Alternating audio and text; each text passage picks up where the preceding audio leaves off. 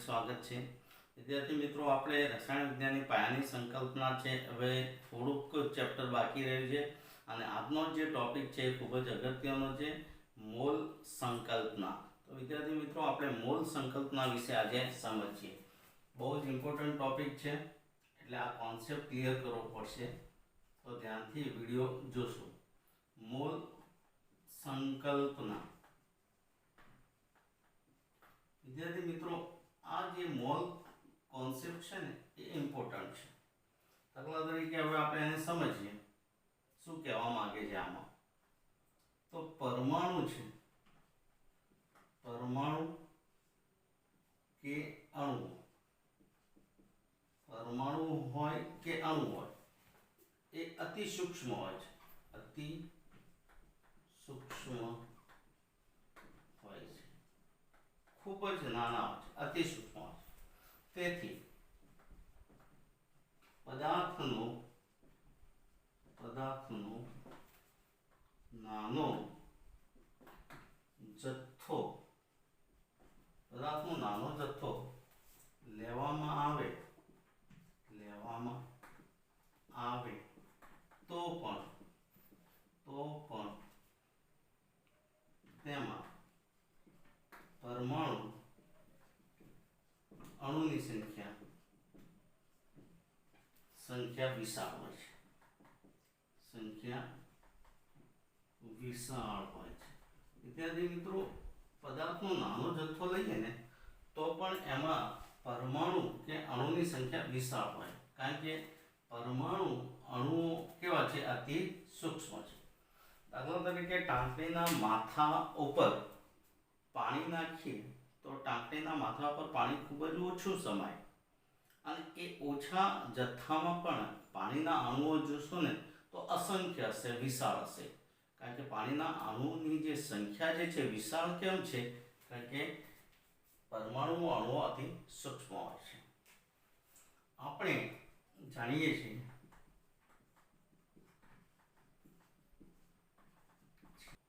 છીએ આપણે જાણીએ છીએ કે કેટલાક નંગ જે છે, કેટલાક નંગ એ જથ્થામાં દર્શાવાય છે, જથ્થામાં દર્શાવાય છે, કેટલાક નંગ જથ્થામાં દર્શાવાય। દાખલા તરીકે 12 નંગ હોય તો 12 નંગ માટે એક જથ્થો 1 ડઝન વાપરે છે, 1 ડઝન। દાખલા તરીકે 20 નંગ હોય तो ये एक कौड़ी कहीए छीए। 144 नंग होय तो आपणे एने एक ग्रॉस कहीए छीए। तो विद्यार्थी मित्रों, आ ग्रॉस छे एटले 144 नंग, कौड़ी एटले 20 नंग, 1 डजन एटले 12 नंग। आनो उपयोग करीए छीए, आपणे उपयोग करीए छीए। हवे आ मोल छे ने, मोल पण एक नंग ज, मोल एक संख्या ज बतावे छे, संख्या दर्शावे छे, संख्या दर्शावे छे। मोल ए संख्या दर्शावे छे एक प्रकारनी। एसआई एकम पद्धति खरी ने, एसआई एकम पद्धतिमां पदार्थनो जथ्थो दर्शाववा माटे, पदार्थनो जथ्थो दर्शाववा माटे मोल वपराय छे, मोल एकम वपराय छे, मोल एकम वपराय छे। આપણે એસઆઈ એકમ પદ્ધતિ શીખી ગયા અને એસઆઈ એકમ પદ્ધતિમાં પદાર્થનો જથ્થો દર્શાવવા માટે મોલ એકમ વપરાય છે। હવે આ જે મોલ જે છે એ એમઓએલ સંકેત દ્વારા આપણે જોયું હતું કે ભાઈ એમઓએલ અથવા તો એને એન, एसआई एकम प्रमाणे आपणे एसआई एकम पद्धतिमां जोयेलुं मोल अने ए मोल ए पदार्थनो जथ्थो दर्शावे। तो विद्यार्थी मित्रों, मोल एटले केटली संख्या लेवी? मोल बराबर केटला परमाणु के अणु गणवा। आ एक प्रश्न थयो। मोल एटले एक परमाणु गणવો, मोल एटले बे परमाणु गणवा, मोल एटले 500 परमाणु गणवा, કેટલા ગણવા? તો એના માટે વૈજ્ઞાનિકોએ નક્કી કર્યું, વૈજ્ઞાનિકોએ કાર્બન 12 છે, કાર્બનનો સમસ્થાનિક કાર્બન 12 લીધો, કાર્બન 12 નો ઉપયોગ કર્યો. તેમણે જણાવ્યું કે 12 ગ્રામ કાર્બન 12 માં વજનમાં રહેલા પરમાણુની સંખ્યા એટલે મોલ. આ યાદ રાખજો, 12 ગ્રામ કાર્બન 12 ના વજનમાં રહેલા પરમાણુની સંખ્યા એટલે મોલ. આવું નક્કી કરી કાઢ્યું, કારણ કે કાર્બન 12 ને સંદર્ભ તરીકે લીધો છે અને એનું 12 ગ્રામ વજન છે. એ 12 ગ્રામ વજનમાં કાર્બન 12 ના કેટલા પરમાણુ છે એ પરમાણુની સંખ્યા એટલે મોલ નક્કી કરે. હવે આપણે જાણીએ છીએ એ પ્રમાણે મોલ જે છે એ મોલર દળ તરીકે પણ ઉપયોગમાં આવશે. દાખલા તરીકે આપણે હવે 12 ગ્રામમાં કેટલા પરમાણુ છે એ નક્કી કરવું છે, તો કાર્બન 12 જે છે, કાર્બન 12 નું દળ માસ સ્પેક્ટ્રોમીટર વડે નક્કી કર્યું. માસ સ્પેક્ટ્રોમીટર વડે કાર્બન 12 નું દળ નક્કી કર્યું અને એ કેટલું આવ્યું? 1.264892 ગુણ્યા 10 ની -23 ગ્રામ. વિદ્યાર્થી મિત્રો, કાર્બન 12 નું દળ છે એ માસ સ્પેક્ટ્રોમીટર વડે નક્કી કર્યું અને એ વજન એનું આવ્યું 1.264892 ગુણ્યા 10 ની -23 ગ્રામ. એનો મતલબ કે 1.264892 ગુણ્યા 10 ની -23 ગ્રામ હોય તો કાર્બન 12 નો કેટલા પરમાણુ હોય? કાર્બન 12 ના એક પરમાણુ હોય. સીધી ગણતરી છે કે 1.264892 ગુણ્યા 10 ની -23 ગ્રામ હોય તો કેટલા પરમાણુ? એક પરમાણુ. તો આપણે તો આનું કેટલું વજન લેવાનું છે? 12. તો 12 ગ્રામ હોય, 12 ગ્રામ તો કાર્બન 12 ના કેટલા પરમાણુ? તો ચોકડીઓ ગુણાકાર કરીએ તો 12 ગ્રામ ગુણ્યા કાર્બન 12 ના પરમાણુ, એક પરમાણુ લખો, નીચે 1.264892 ગુણ્યા 10 ની -23 ગ્રામ. આ ગ્રામ કેન્સલ થઈ ગયા, આ 10 ની -23 ઉપર જતી રહે તો પ્લસ થઈ જાય, તો 10 ની 23 પરમાણુ. આ 12 ને 1.264892 વડે ભાગીએ તો 6.022 આવે, એટલે 6.022 ગુણ્યા 10 ની 23. આને જો સાદું રૂપમાં લખીએ તો 6.022 1367 ગુણ્યા 10 ની 23 પરમાણુ. પણ 12 ગ્રામ એટલે તો એનું પરમાણુય દળ થયું. 12 ગ્રામ એટલે એનું દળ, અને એ દળ એટલે મોલ કહેવાય. 12 ગ્રામ એટલે 1 મોલ કહેવાય. 12 ગ્રામ એટલે મોલ જ કહેવાય. હવે મોલ માં કેટલા આવે? તો 12 ગ્રામ છે એટલે મોલ જ થઈ ગયું પરમાણુ વિતરણ. અને એમાં કેટલા પરમાણુ હશે તો આપણે શોધી કાઢીએ. 6.022 ગુણ્યા 10 ની 23 પરમાણુ. આમ વિદ્યાર્થી મિત્રો, એક વસ્તુ નક્કી થઈ કે એક મોલ જે છે એ કાયમ માટે યાદ રાખજો, એક મોલ હોય, એક મોલ તો કેટલી સંખ્યા આવે?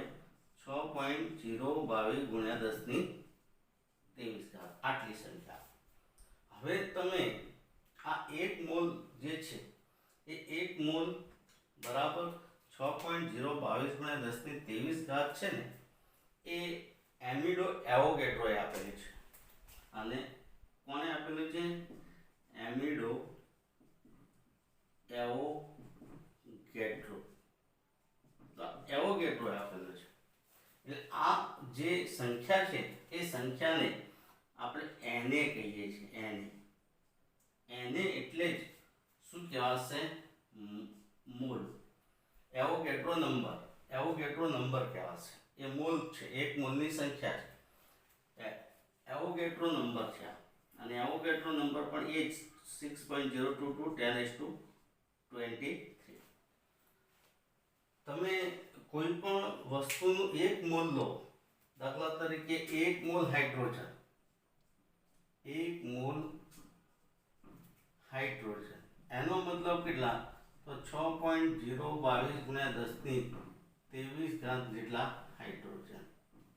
ધારો કે એક મોલ NaCl, એનો મતલબ 6.022 ગુણ્યા 1023 જેટલા NaCl. એક મોલ પાણી, તો એનો મતલબ 6.022 ગુણ્યા 1023 જેટલા પાણી. એક મોલ પ્રોટોન હોય, એક મોલ ઇલેક્ટ્રોન હોય, એક મોલ ન્યુટ્રોન હોય, તો એની સંખ્યા કેટલી થશે? 6.022 × 10⁻23. મારી પાસે એક મોલ બોલપેન છે, તો એક મોલ બોલપેન છે તો કેટલી બોલપેન હશે? તો 6.022 ગુણ્યા 1023. મારી પાસે એક મોલ રૂપિયો છે, તો એક મોલ રૂપિયો એટલે કેટલા? તો 6.022 ગુણ્યા 1023 જેટલા રૂપિયા થશે. વિદ્યાર્થી મિત્રો, આ મોલ છે ને એ વિશાળ સંખ્યા છે. મોલ એ વિશાળ સંખ્યા છે.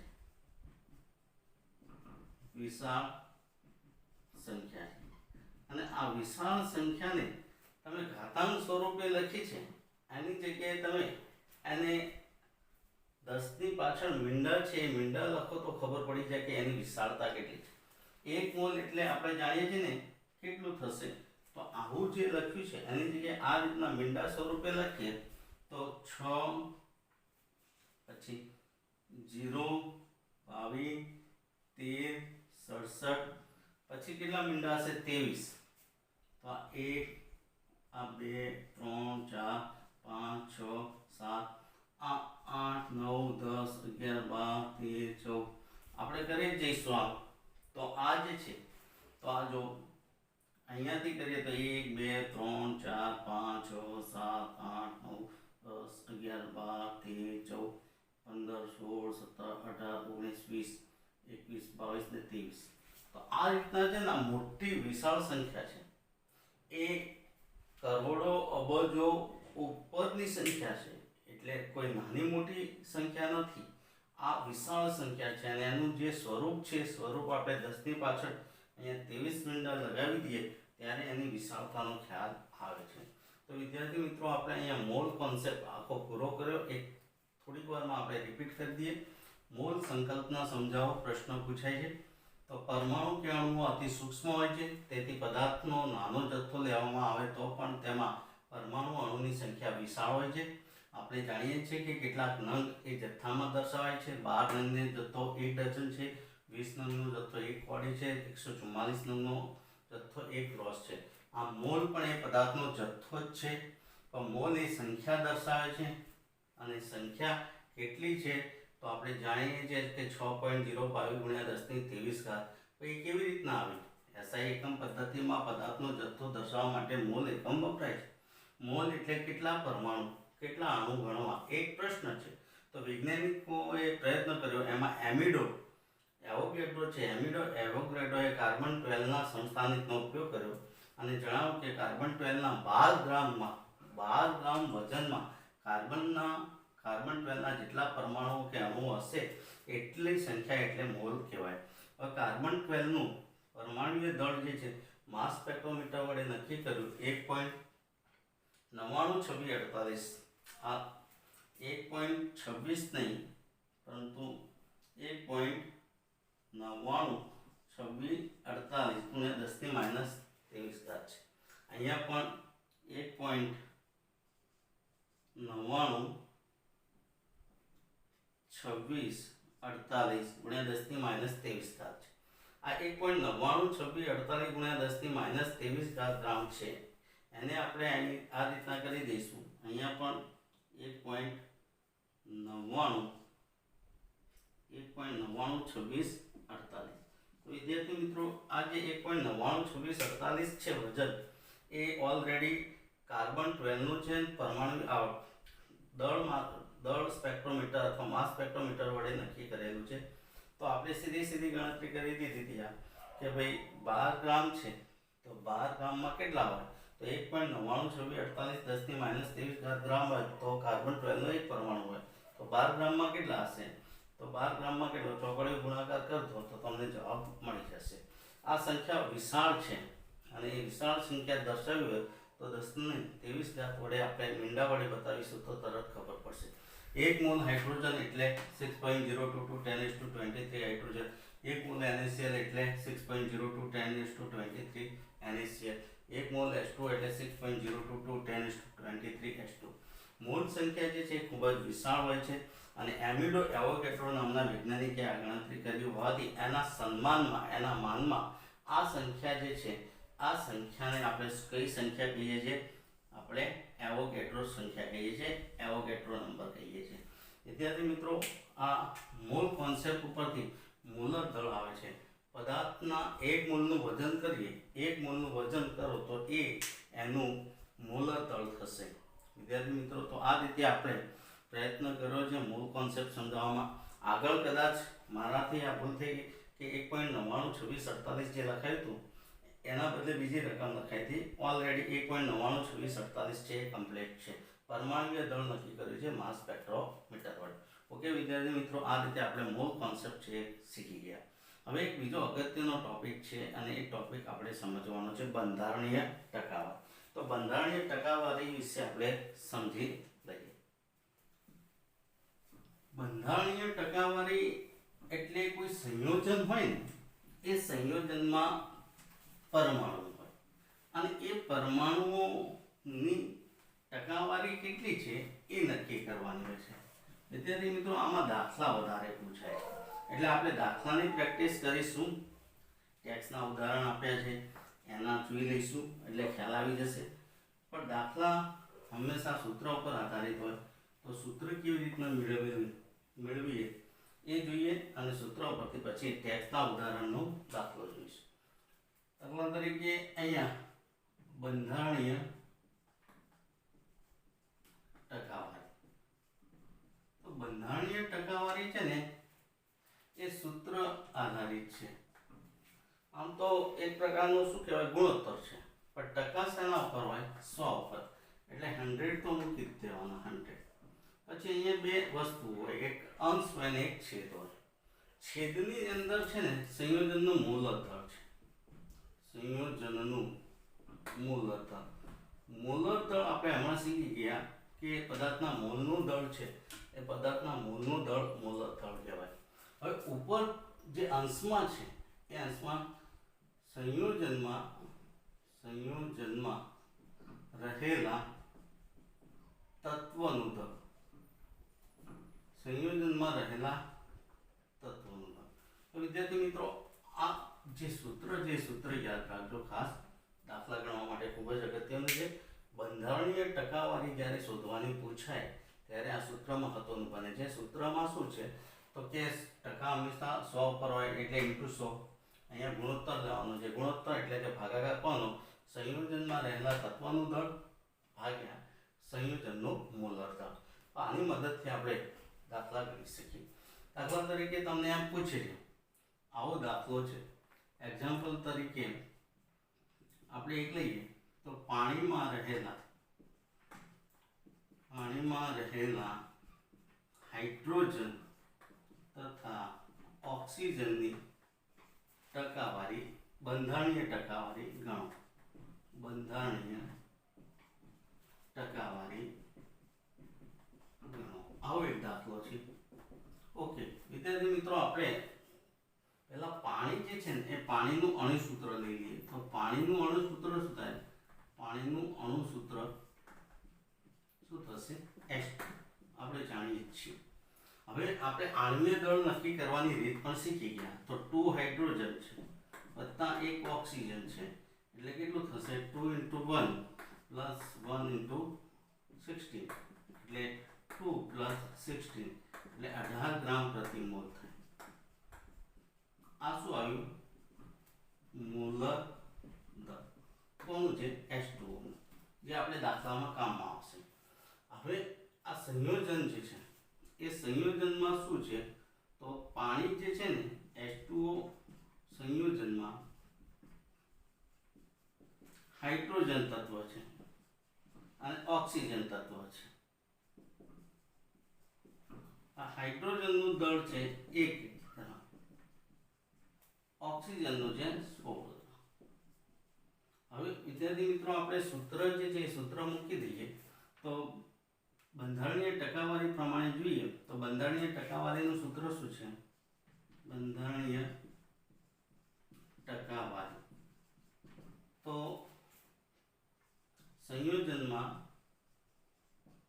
રહેલા તત્વનું દળ ગુણ્યા 100 ભાગ્યા સંયોજનનો મોલર દળ સંયોજનનું મોલર દળ ઓકે હવે જો આપણે હાઇડ્રોજનના ટકા લઈએ તો પર્સન્ટેજ ઓફ હાઇડ્રોજન તો સંયોજનમાં રહેલા તત્વનું દળ કેટલું છે તો કેટલા હાઇડ્રોજન છે 2 હાઇડ્રોજન છે ગુણ્યા 100 સંયોજનનું મોલર દળ કેટલું છે તો મોલર દળ શોધી કાઢ્યું છે 18 તો અહીંયા કેટલા થશે 200 ભાગ્યા 18 તો વિદ્યાર્થી મિત્રો 200 ભાગ્યા 18 એટલે કેલ્ક્યુલેટરની મદદથી આપણે શોધી શકીએ છીએ કેલ્ક્યુલેટર જે છે એની મદદથી કરીએ તો 200 ભાગ્યા 18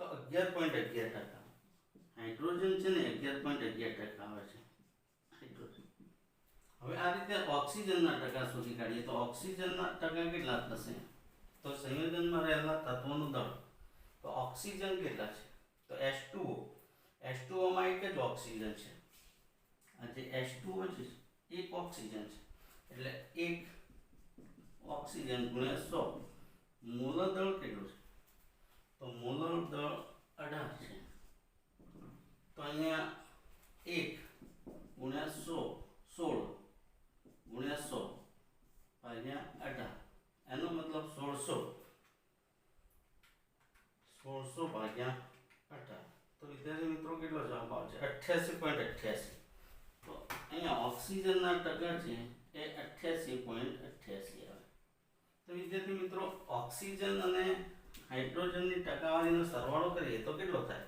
તો ઓક્સિજન જે છે 88.88 અને હાઇડ્રોજન છે એ 11.11 એનો મતલબ 99.99 એટલે 100% એનો મતલબ આપણો જવાબ સાચો એટલે 100% થઈ ગયો તો અહીંયા હાઇડ્રોજનનું ટકાવાર પ્રમાણ છે 11.11 અને ઓક્સિજનનું ટકાવાર પ્રમાણ છે 88.88 આ રીતના આપણે બંધારણીય ટકાવારી પાણીમાં શોધી કાઢી હાઇડ્રોજનની બંધારણીય ટકાવારી અને ઓક્સિજનની બંધારણીય ટકાવારી વિદ્યાર્થી મિત્રો આવો એક બીજો ઉદાહરણ આપણે લઈએ અને આ ઉદાહરણની અંદર આપણે ઇથેનોલ લઈશું જે રીતે આની વાત કરી એ રીતના દાખલા તો કોઈ બી પૂછાય રીત એકની એક જ હોય રીત તમને આવડે તો આવા ગમે તે દાખલા હોય તે દાખલા પણ તમને ફાવે દાખલા તરીકે આપણે પ્રેક્ટિસ માટે બીજું ઉદાહરણ લઈએ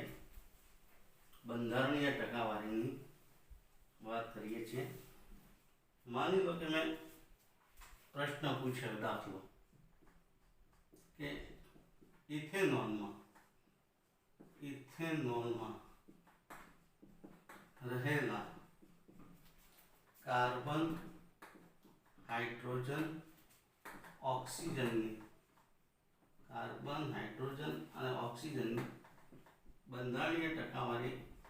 બંધારણીય ટકાવારી ગણ. હવે વિદ્યાર્થી મિત્રો ઇથેનોલ જે છે એ ઇથેનોલનું અણુસૂત્ર આવડવું જોઈએ. ઇથેનોલનું અણુસૂત્ર C2H5OH છે. C2H5OH. ઓકે. હવે જો અહીંયા આપણે દળ શોધી કાઢીએ આણ્વીય દળ, તો 2 કાર્બન છે, 5 1 6 હાઇડ્રોજન છે અને 1 ઓક્સિજન છે. કાર્બનનો 12 છે, હાઇડ્રોજનનું 1 છે, ઓક્સિજનનું 16 છે. હવે આ કરીએ તો 24 થયા, 6 અને 16. તો 24 ને 16 40 ને 6 46 ગ્રામ પ્રતિ આણ્વીય દળ એટલે કે મોલર દળ. મોલર દળ. હવે વિદ્યાર્થી મિત્રો મોલર દળ તો મળી ગયું આપણે. હવે સંયોજનમાં રહેલા તત્વોનું દળ શોધીએ કાઢીએ તો કાર્બનનું દળ કેટલું છે 12, હાઇડ્રોજનનું કેટલું છે 1 અને ઓક્સિજનનું 16.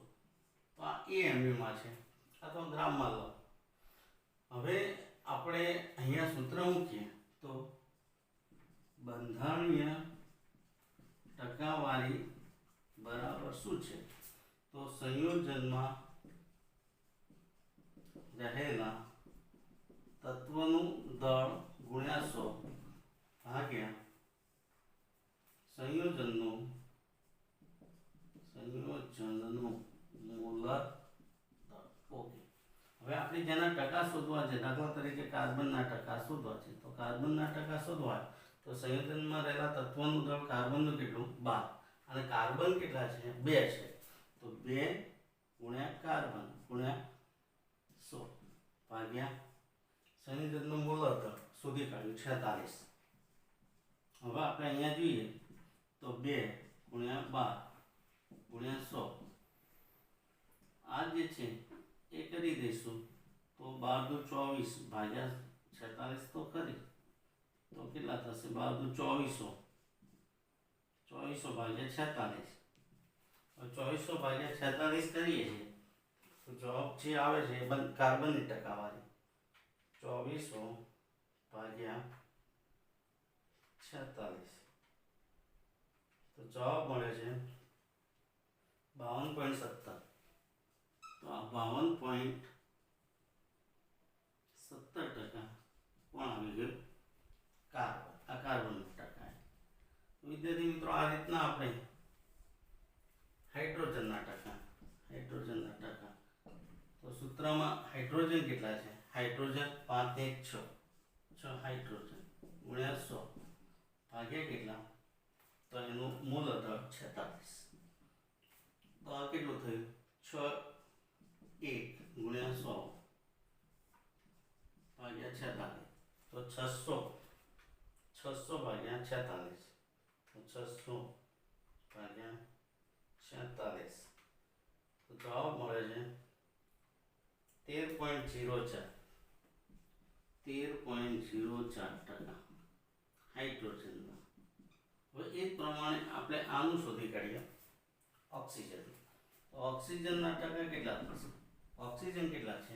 1 જ છે, તો 1 ઓક્સિજન ગુણ્યા 100 ભાગ્યા 46 તો અહીંયા 1 ગુણ્યા 100 ગુણ્યા 100 ભાગ્યા 46 એટલે 1600 ભાગ્યા 46 એટલે 1600 ભાગ્યા 46 જવાબ મળે છે 34.78% ઓક્સિજનનો. હવે વિદ્યાર્થી મિત્રો આ ત્રણેયનો સરવાળો કરી દઈએ.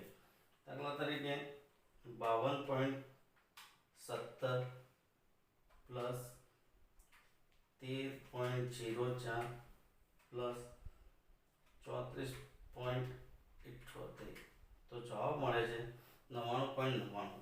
આ ત્રણેયનો જે સરવાળો છે એ ત્રણેયનો સરવાળો કરીએ છીએ તો 99.99 એનો મતલબ કે 100% થઈ ગયો એટલે આપણો જવાબ છે સાચો છે.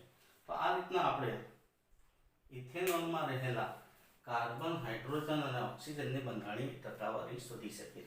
વિદ્યાર્થી મિત્રો, આપણે ઇઝીલી આવા દાખલા ગણી શકીએ છીએ. કોઈ પણ દાખલો હોય તમે પ્રેક્ટિસ કરશો એટલે આવશે. પણ મહત્વનું શું છે, બંધારણીય ટકાવારીમાં સંયોજનમાં રહેલા તત્વનું દળ ભાગ્યા સંયોજનનું મૂળ દળ ગુણ્યા 100, આ સૂત્ર જે છે એ સૂત્ર તમને આવડવું જોઈએ.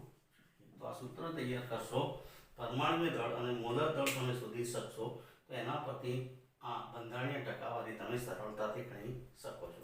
ઓકે વિદ્યાર્થી મિત્રો, તો આ રીતના આપણે પરમાણુય દળ છે, આણ્વીય દળ છે, મોલર દળ છે, એનો ઉપયોગ કરી બંધારણીય ટકાવારીના સૂત્રની અંદરથી આપણે બંધારણીય ટકાવારી જે તે તત્વોમાં રહેલા, જે તે સંયોજનમાં રહેલા તત્વોની શોધી શકીએ.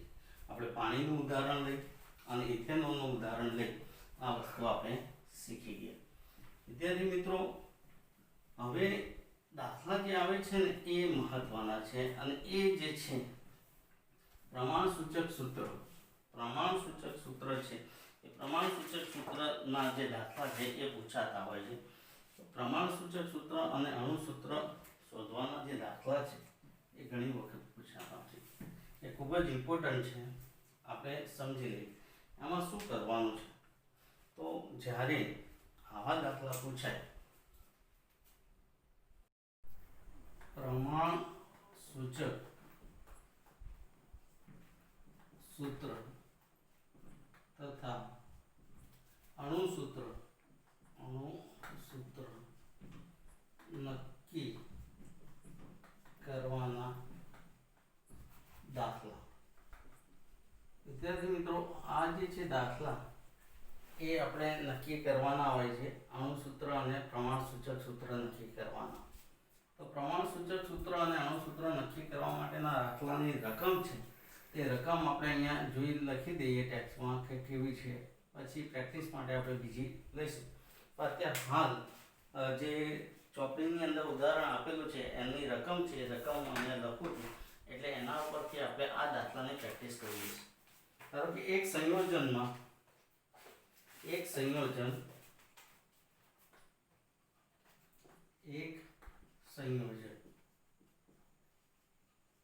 એક સંયોજન 4.07% હાઇડ્રોજન, 4.07% હાઇડ્રોજન,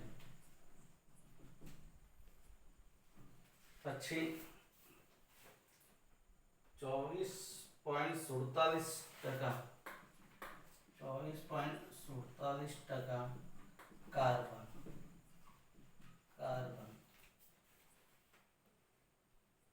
અને 71.65% ક્લોરીન ધરાવે છે. આટલી વસ્તુ ધરાવે છે. ઓકે, બીજું પણ આપેલું છે મોલર દળ. એનું મોલર દળ 98.96 ગ્રામ છે. 98.96 ગ્રામ છે. તો આનું પ્રમાણસૂચક સૂત્ર અને આણ્વીય સૂત્ર. તો અહીંયા પ્રમાણસૂચક સૂત્ર શું હશે, અણુસૂત્ર શું હશે એ નક્કી કરવાનું. ઓકે વિદ્યાર્થી મિત્રો, આ દાખલો છે એ જોઈએ કે એક સંયોજન છે, સંયોજનમાં 3 તત્વો છે, હાઇડ્રોજન, કાર્બન, ક્લોરીન, જેમની ટકાવાર પ્રમાણ આપેલા છે, એનું મોલર દળ પણ આપેલું છે. પ્રમાણસૂચક સૂત્ર અને અણુસૂત્ર શોધવાના. વિદ્યાર્થી મિત્રો, જ્યારે આવા દાખલા પૂછાય ત્યારે કોષ્ટક બનાવી દેવું પડે. કોષ્ટકનું હેડિંગ યાદ રાખવાનું. પહેલા તો ક્રમ, જેટલા તત્વો હોય એ તત્વનો ક્રમ, પછી તત્વની સંજ્ઞા, કયા તત્વો છે, પછી તત્વનું દળ, પછી તત્વના ટકા, પછી ટકા ભાગ્યા પરમાણુય દળ, પછી ગુણોત્તર, અને પછી સાદું સંખ્યા, સાદી પૂર્ણાંક સંખ્યા. વિદ્યાર્થી મિત્રો પહેલા આપણે આ જે છે એની વાત કરી દઈએ. આવું એક કોષ્ટક બનાવી દીધું છે આપણે, અને એ કોષ્ટકની અંદર આપણે જરૂરી વસ્તુઓ લખીએ. દાખલા તરીકે આવું એક કોષ્ટક બનાવી, અને આ કોષ્ટકની અંદર પહેલા જોઈએ કે કેટલા તત્વો છે. તો આપણને ખબર જ છે કે અહીંયા 3 તત્વો છે. આ 1 2 3. તો 1 2 અને 3 તત્વો છે. 3 થઈ ગયા. આમાં કયા કયા છે? તો હાઇડ્રોજન છે, હાઇડ્રોજન, બીજો કાર્બન છે, ત્રીજો ક્લોરીન છે. કોઈ બી હોઈ શકે, પણ આમાં હાઇડ્રોજન, કાર્બન ને ક્લોરીન છે. તત્વનું દળ આપણે ખબર જ હોય તો હાઇડ્રોજનનું 1, કાર્બનનું 12, ક્લોરીનનું 35.5. ટકા આપણે આપેલા છે. હાઇડ્રોજનના 4.07, કાર્બનના 24.47 અને ક્લોરીનના 71.65. હવે વિદ્યાર્થી મિત્રો આને ભાગી દેવાના છે પરમાણુ દળ વડે. તો ટકા જે છે 4.07 ભાગ્યા 1, અહીંયા 24.17 ભાગ્યા 12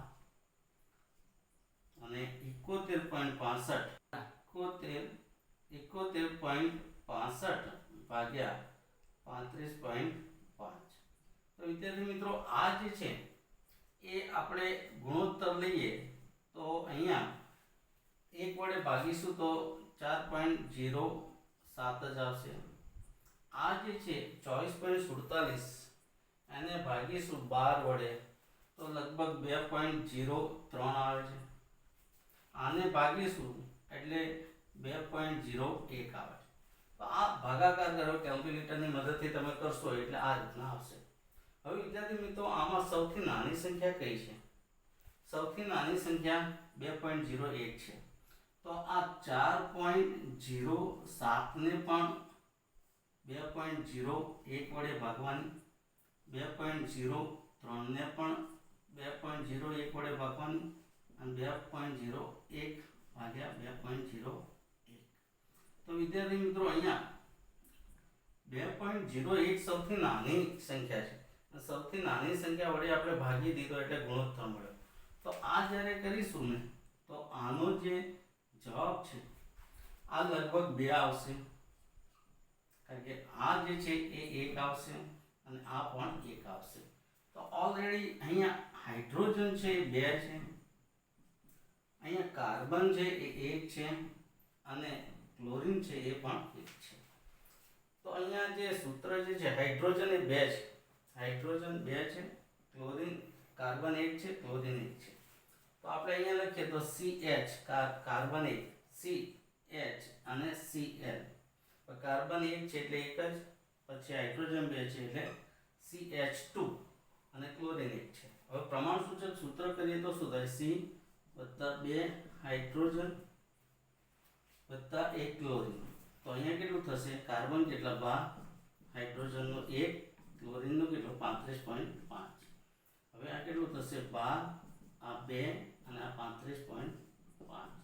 તો વિદ્યાર્થી મિત્રો અહીંયા 12 ને 2 14, 12 ને 2 14 અને આ 35 એટલે 49.5, 49.5. આ સૂત્ર ભાર આવ્યો અથવા તો સૂત્ર દળ આવ્યું. તો વિદ્યાર્થી મિત્રો આપણે n નું મૂલ્ય શોધી શકીએ. n શું થશે? તો n નું સૂત્ર છે કે મોલર દળ અથવા આણ્વીય દળ ભાગ્યા સૂત્ર દળ. તો વિદ્યાર્થી મિત્રો આમાં મોલર દળ અથવા આણ્વીય દળ આપેલું છે 98.96 અને સૂત્ર દળ આપણે નક્કી કરી દાખલાની મદદથી 49.5. હવે જ્યારે આ ગણતરી કરીએ છીએ ને તો આનું મૂલ્ય n નું મૂલ્ય આવે છે 2, n 2 આવે છે. હવે અણુ સૂત્ર શું થશે? તો અણુ સૂત્ર એટલે n ગુણ્યા પ્રમાણસૂચક સૂત્ર, n ગુણ્યા પ્રમાણસૂચક સૂત્ર આવું થાય. તો n નું મૂલ્ય તો 2 લાવ્યા, પ્રમાણસૂચક સૂત્ર શું લાવ્યા? CH2Cl. માટે અણુ સૂત્ર શું થશે? માટે અણુ સૂત્ર થશે C2H4 H4 અને Cl2 C2H4Cl2 અણુસૂત્ર છે. તો વિદ્યાર્થી મિત્રો આનું અણુસૂત્ર શું થયું? તો અણુસૂત્ર થયું C2H4Cl2 અને પ્રમાણસૂચક સૂત્ર શું થયું? CH2Cl. હવે આ આણ્વીય દળ આનું નક્કી કરવું હોય તો થઈ શકે. તો આપણે આણ્વીય દળ નક્કી કરીશું તો એ 98.96 ની સમથિંગ આવવું જોઈએ. તો 12 2 24 24 ને 28 ને 5 એટલે 70 ને 28 એટલે આનો આણ્વીય દળ આવી ગયો 98. તો આ 98 આવી જશે. તો આ આપણો જવાબ છે, જવાબ સાચો છે. તો આ રીતે વિદ્યાર્થી મિત્રો આપણે પ્રમાણસૂચક સૂત્ર અને અણુસૂત્ર નક્કી કરવાના દાખલા માટે આપણે પહેલા ક્રમ લખી દેવું પડે, તત્વની સંજ્ઞા લખવી પડે, તત્વનું દળ લખવું પડે, તત્વના ટકા લખવા પડે, પછી ટકાને પરમાણુય દળ વડે ભાગી દેવાનું.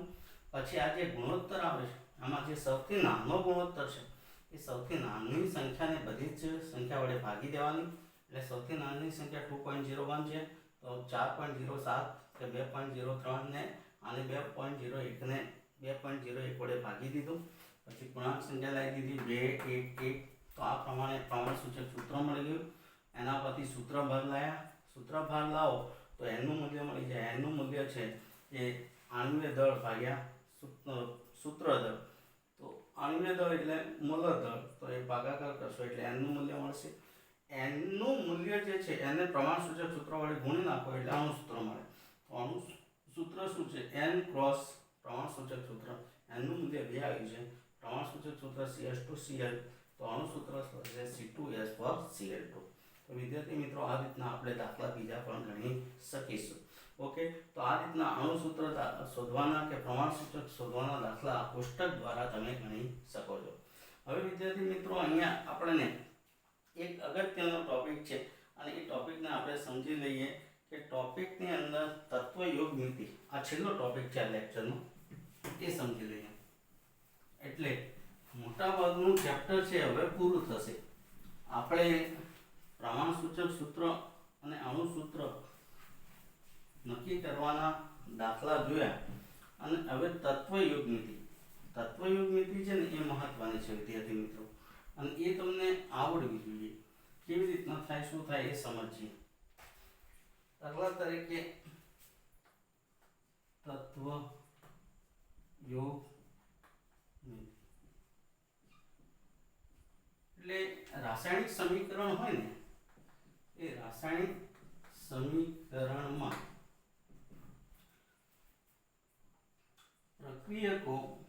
પ્રક્રિયકો તથા નિપજોની આગળ જે પૂર્ણાંક મૂકવામાં આવે છે, જે આંકડા કે પૂર્ણાંકો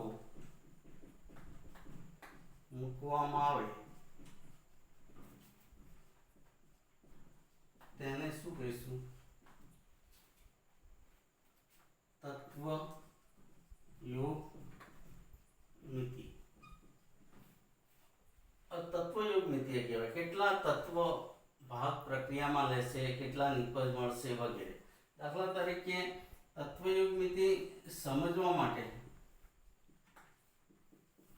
આપણે ઉદાહરણ લઈએ. ધારો કે મિથેન છે. મિથેનનું હવામાં દહન કરવાથી CO2 અને H2O મળે છે. આ એક શબ્દોમાં લખ્યું છે કે મિથેનનું હવામાં દહન કરવાથી કાર્બન ડાયોક્સાઇડ અને પાણી મળે છે. સમીકરણ લખીએ તો CH4 પ્લસ O2 એમાંથી બની ગયું CO2 પ્લસ H2. તો વિદ્યાર્થી મિત્રો અહીંયા આ સમીકરણ છે એ સમીકરણ બેલેન્સ નથી, તો પહેલા બેલેન્સ કરી દેવું પડે. તત્વયુગ મિતિમાં સમીકરણ બેલેન્સ જરૂરી છે. અહીંયા હાઇડ્રોજન કેટલા છે? 4.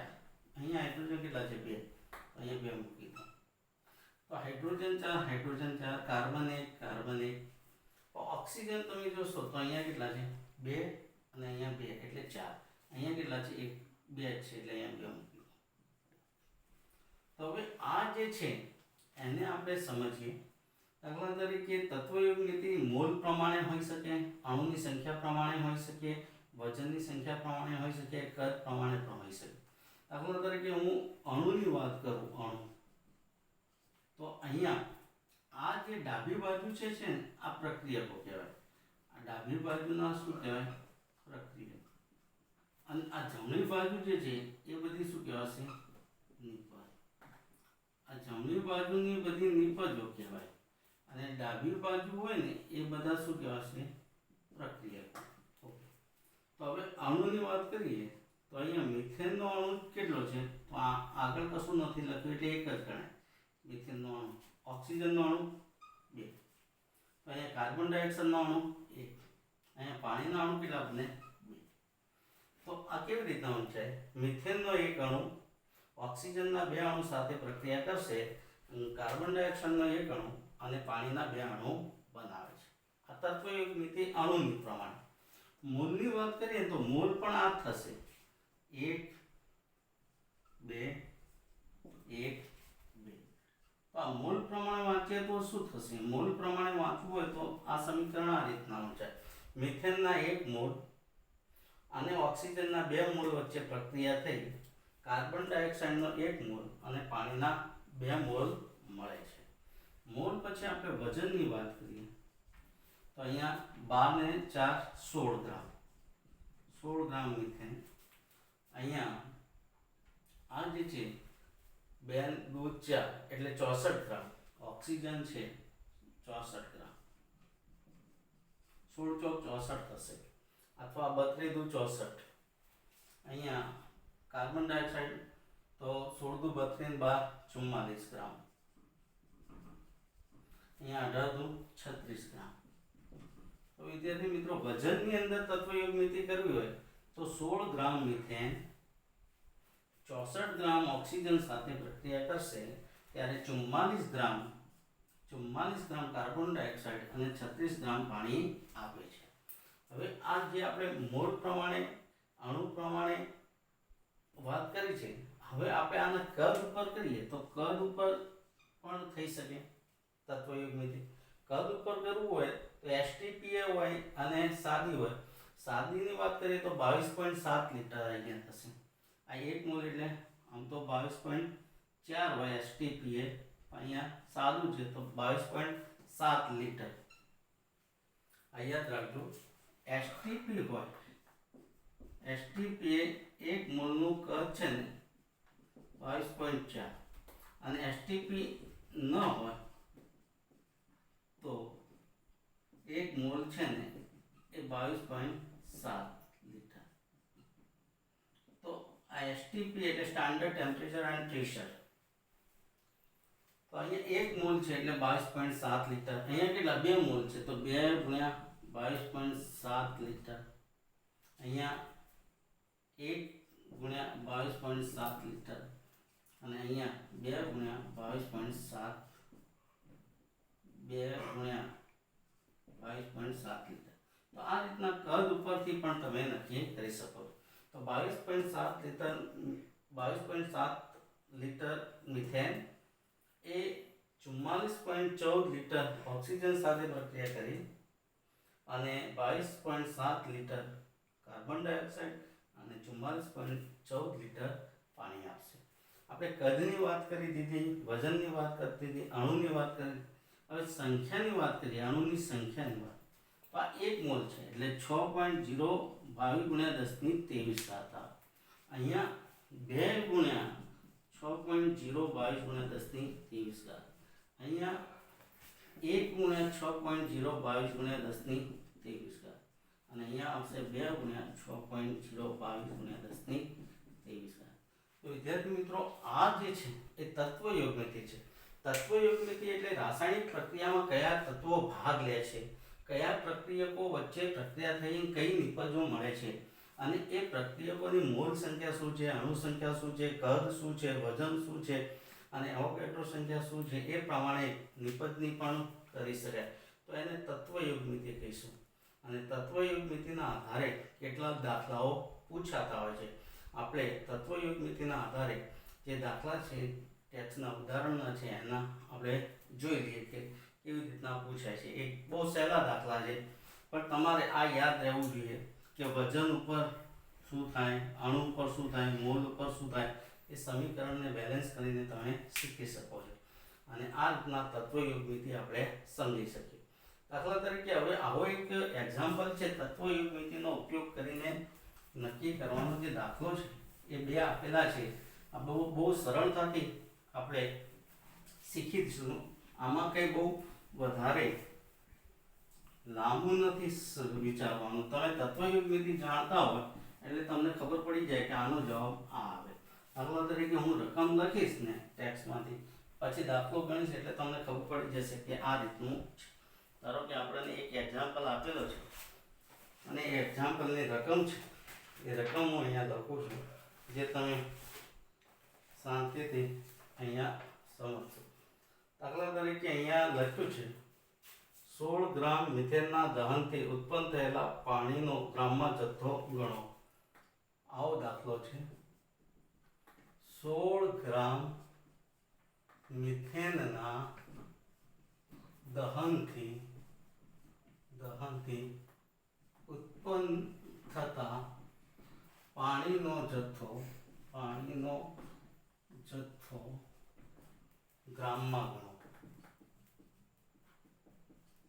ઓકે, હવે જો વિદ્યાર્થી મિત્રો આની અંદર આપણે જે સૂત્ર જે છે એ સૂત્ર તમને આવડવું જોઈએ. રાસાયણિક સમીકરણમાં મિથેન નું શું કરવાનું છે, હવામાં દહન. તો હમણાં જ આપણે જોયું કે મિથેન નું સૂત્ર શું છે, CH4. શેમાં દહન કરવાનું છે, હવામાં. ઓછું શું બને છે, તો કાર્બન ડાયોક્સાઇડ બને છે અને પાણી બને છે. ઓકે, બેલેન્સ કરી દેવું પડે તો આપણે અહીંયા 2 અને અહીંયા 2 મૂકી દીધા એટલે હાઇડ્રોજન 4 થઈ ગયા, ઓક્સિજન 4 થઈ ગયા, બાકી બધું બેલેન્સ જ છે. હવે અહીંયા આપણે હમણાં જોયું એ પ્રમાણે વજનની વાત કરી છે. ભાઈ 16 ગ્રામ મિથેન, તો આનું કેટલું છે, 16 ગ્રામ. હવે 16 ગ્રામ મિથેન કેટલા, 64 ગ્રામ કોની સાથે, ઓક્સિજન સાથે પ્રક્રિયા થઈ. તો ઉત્પન્ન થતા પાણીનો જથ્થો, તો પાણીનો જથ્થો કેટલો ઉત્પન્ન થાય છે, તો પાણીનો જથ્થો 2 મોલ ઉત્પન્ન થાય છે. 2 મોલ એટલે 2 ગુણ્યા 18 એટલે અહીંયા કેટલા થશે, 2 ગુણ્યા 18 એટલે કે 36 ગ્રામ.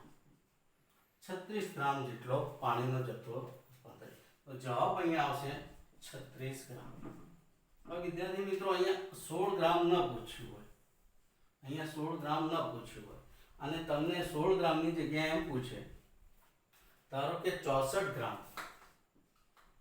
આનો આ પ્રશ્ન એમ પૂછે 64 ગ્રામ મિથેન. 64 ગ્રામ મિથેનના દહનથી પાણીનો કેટલો જથ્થો ઉત્પન્ન થાય, તો એ ગણી શકાય. ધારો કે 16 ગ્રામ હોય, 16 ગ્રામ મિથેન તો કેટલો ઉત્પન્ન થયો, 36 ગ્રામ પાણીનો જથ્થો. સમીકરણમાં 16 ગ્રામ હોય તો 36 ગ્રામ પાણીનો જથ્થો ઉત્પન્ન થાય. તો આપણે તો કેટલું છે, 64 ગ્રામ. તો 64 ગ્રામ મિથેન હોય તો કેટલા ગ્રામ, તો 64 ગુણ્યા 36 ભાગ્યા 16, 16 ચોક 64 એટલે 36 ગુણ્યા 4. તો 36 ગુણ્યા 4 કરશું, 36 ગુણ્યા 4 તો જવાબ મળશે 144. તો આ રીતના 144 ગ્રામ શું મળશે, પાણીનો જથ્થો. તો વિદ્યાર્થી મિત્રો અહીંયા 16 ગ્રામ હોય એવું જરૂરી નથી. 16 ગ્રામ હોય, 64 ગ્રામ હોય કે 80 ગ્રામ હોય, ગમે તેટલા ગ્રામ હોય, પણ તમે આની મદદથી દાખલાઓ ગણી શકો છો. તો વિદ્યાર્થી મિત્રો આ રીતના આપણે કોઈ પણ દાખલાઓ જે છે એ દાખલાઓ તત્વયુગ મિતિની પદ્ધતિ દ્વારા સમજી શકીએ. આવું એક ટેક્સ્ટનું બીજું ઉદાહરણ આપ્યું છે, આપણે ઝડપથી ગણી લઈશું. એ પણ ટૂંકું જ છે, આમાં કંઈ બહુ એટલું બધું હાર્ડ નથી. સમજી લઈએ. રકમ લખી દઉં છું અહીંયા. રકમ લખ્યા પછી તરત આપણે આને ગણી દઈશું. શું કીધું છે, દહનની પ્રક્રિયાના અંતે 22 ગ્રામ CO2 ઉત્પન્ન કરવા માટે કેટલા મોલ મિથેનની જરૂર પડે. આવું કંઈક છે. દહનની પ્રક્રિયાને અંતે મિથેનના દહનની પ્રક્રિયાને અંતે 22 ગ્રામ CO2 ઉત્પન્ન કરવા માટે 22 ગ્રામ CO2 ઉત્પન્ન કરવા માટે 22 ગ્રામ CO2 ઉત્પન્ન કરવા કેટલા મોલ મિથેનની જરૂર કેટલા મિથેનની જરૂર પડે ઓકે અહીંયા મિથેનનું દહન કરવાનું છે આપણે સમજી લઈએ તો પહેલા મિથેનનું સૂત્ર CH4 + O2 એમાંથી બની ગયો CO2 + H2O એ બેલેન્સ કરવા માટે બે મૂક્યા છે બે મૂક્યા ઓકે વિદ્યાર્થી મિત્રો આપણે અહીંયા જોઈએ છે કે મિથેન કેટલા ગ્રામ છે 16 ગ્રામ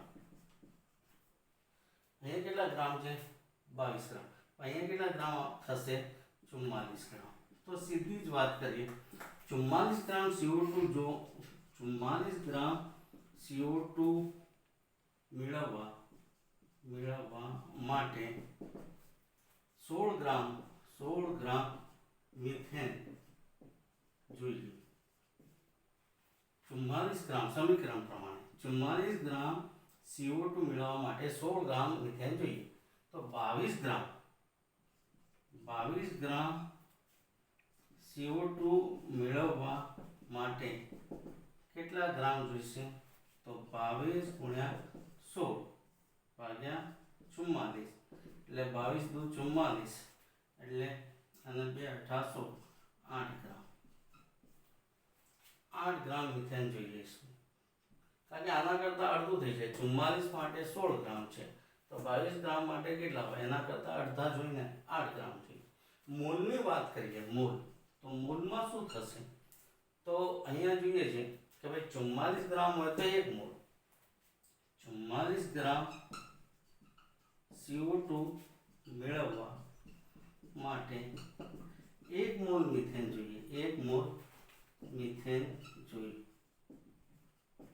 44 ગ્રામ માટે 1 મોલ 16 ગ્રામ એટલે 1 મોલ થયું 1 મોલ તો અહીંયા 22 ગ્રામ CO2 મેળવવા માટે કેટલું તો આના કરતાં અડધું 1 ભાગ્યા આના કરતાં અડધું જ થઈ જાય ને કારણ કે આપણે 22 ગુણ્યા 1 ભાગ્યા 44 22 દુ 44 1 આપે એટલે 0.5 મોલ થાય ઓકે વિદ્યાર્થી મિત્રો તો આ રીતના આપણે રસાયણ વિજ્ઞાનની પાયાની સંકલ્પનામાં આજે આપણે જે શીખ્યા છે એને સતત જોતા રહેશું જે વિદ્યાર્થીઓ નવા જે દાખલ થયા છે એ વિદ્યાર્થીઓને હું રિક્વેસ્ટ કરું છું કે મારી ચેનલ કેમિસ્ટ્રી વિથ BK રાજનને લાઇક શેર અને સબસ્ક્રાઇબ કરવા માટે પ્રયત્ન કરશો થેન્ક યુ